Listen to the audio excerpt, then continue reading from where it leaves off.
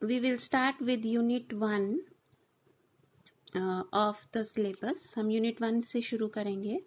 तो यूनिट 1 में हम करेंगे metal ligand bond, crystal field theory. You must have studied crystal field theory in your lower class. BSc final year में it's given in a very descriptive way. तो I will recapitulate it. थोड़ा सा revision करेंगे. What is crystal field theory? You know, I will discuss the main points.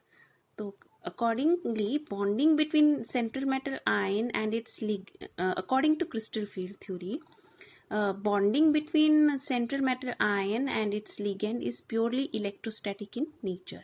जो crystal field theory ये believe में ये माना जाता है कि जो bonding है central metal ion और जो ligand के बीच जो bonding होती है, that is purely electrostatic in nature. It's ionic in nature.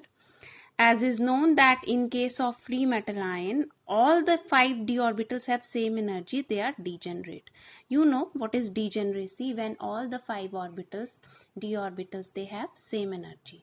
तो एक free metal ion में जो d orbitals हैं, they have the same energy. Now if we consider, अगर हम ये मान के चलें hypothetically that a metal ion, that is it gets surrounded uniformly by a negative charge. एक metal ion है which has been surrounded uniformly by a negative charge. metal ion को uniformly equally हर तरफ से एक negative charge surround करता है. तो what will happen? This will lead to repulsion between the electrons जो d orbital में present है metal ion के and between the negative charge. What will happen then? Then it will increase the energy of the d orbitals. But how the energy will increase? Energy कैसे बढ़ेगी? Energy will increase uniformly. Again, the degeneracy is maintained. So I'll repeat. Consider hypothetically that metal ion is surrounded uniformly by a negative charge. This would lead to electrostatic repulsions between electrons of d orbital and the above said uniformly distributed charge. These repulsions would lead to uniform increase in the energies of d orbitals. Means the energy तो increase होगी D orbital की, लेकिन वो uniform charge है. Means वो D orbitals को equally D orbital के ऊपर वो यूनिफॉर्मली एक बराबर डिस्ट्रीब्यूटेड है. तो जो रिपल्शंस होंगी डी ऑर्बिटल के इलेक्ट्रॉन और इस नेगेटिव चार्ज के बीच जो रिपल्शंस होंगी वो इक्वल होंगी. तो उस वजह से क्या होगा? एनर्जी तो इंक्रीज होगी but there will be equal increase in energy. In other words we can say that degeneracy will be maintained. तो overall energy change will not be there and degeneracy of the orbitals, that is maintained. Now consider that the charge is distributed as, now consider that the charge that is it is distributed as point charge. कि charge जो है आपका ये point charge की तरह distributed है. तो what will happen? अगर ये पॉइंट चार्ज की तरह डिस्ट्रीब्यूटेड है तो कुछ एरियाज में चार्ज की जो कंसंट्रेशन है वो कुछ पार्ट्स में जो चार्ज की कंसंट्रेशन है that will be more and in some parts the concentration of the charge that will be less. So what will happen? That charge, it will get concentrated in the form of a number of point charges such as negative ligands in certain specific positions. और जहाँ पे जो concentration है आपके इस negative charge की, जहाँ जिन parts में वो ज़्यादा होगी around d orbitals, those d orbitals they will have more energy. और जिन d orbitals के around जो concentration है आपके charge की, point charges की, वो कम होगी, उनमें क्या होगा? the repulsions they will be less. So as a result what will happen? The energy of the orbitals lying in the directions of the point charges would be raised to a larger extent than that of the orbitals which are in between the point charges, because the former will experience greater repulsion and than the latter. And this splitting of 5 degenerate d orbitals of metal ion into a set of orbitals having different energy is called as crystal field splitting. तो ये जो splitting है, ये जो unequal splitting है आपके d orbitals को कि due to the non uniform distribution of charge, तो इसको हम कहते हैं क्रिस्टल फील्ड स्प्लिटिंग. ठीक है. और आपने you must have studied crystal field splitting in octahedral complexes and tetrahedral complexes. So here we will study crystal field splitting first of all in octahedral complex. ये देखिए, this is our octahedral complex. ये हमारा octahedral complex है. This is our octahedral complex. तो इसमें क्या है? This is state 1 when we have a free metal ion. इसमें कुछ भी नहीं है. It is a free metal ion, degeneracy है. This is state 2 when what happens when a negative charge which is uniformly distributed वो आपके metal ion को surround करता है. तब भी क्या होता है? एनर्जी तो इसकी इंक्रीज होती है but degeneracy is maintained.